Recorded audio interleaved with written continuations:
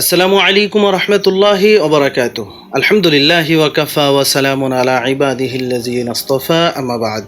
সম্মানিত দর্শক শ্রোতা, প্রিয় দিনী ভাই বোন, আশা করি ভালো আছেন। আমিও আলহামদুলিল্লাহ ভালো আছি। এ পর্বে হাজির হয়েছে একটি বিষয় নিয়ে, তা হলো কোরবানির জন্য কোরবানির নিয়তে পশু ক্রয় করার পর ওই পশুটি যদি মারা যায় তাহলে করণীয় কি?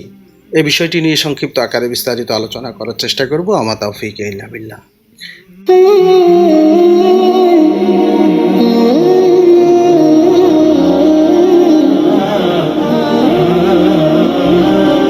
তো কোনো ব্যক্তি কোরবানির জন্য পশু ক্রয় করার পর সেই পশুটি যদি ইন্তেকাল করে, মারা যায়, তাহলে কোরবানি দাতা যে ব্যক্তি পশু ক্রয় করেছে এই ব্যক্তি যদি সাহেবে নেসাব হয়, অর্থাৎ নেসাব পরিমাণ মালের মালিক যদি ওই ব্যক্তি হয় আর তার পশুটি মারা গেছে, কোরবানির জন্য ক্রয় করার পর মারা গেছে, তাহলে কোরবানি দাতার করণীয় হলো ওই পশুর স্থলে আরেকটি পশু ক্রয় করে কোরবানি করা।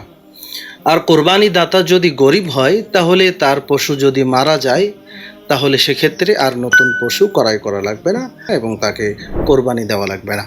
আশা করি বিষয়টি পরিষ্কারভাবে আমরা বুঝতে পেরেছি যে কোরবানির উদ্দেশ্যে পশু ক্রয় করার পর যদি মারা যায় তাহলে কার জন্য দ্বিতীয়বার পশু ক্রয় করে কোরবানি দিতে হবে এবং কোন ব্যক্তির জন্য দ্বিতীয়বার পশু ক্রয় করে কোরবানি দেওয়া লাগবে না। আল্লাহ সুবহানাহু ওয়া তাআলা আমাদের সকলকে আমল করার তৌফিক দান করুন, আমিন।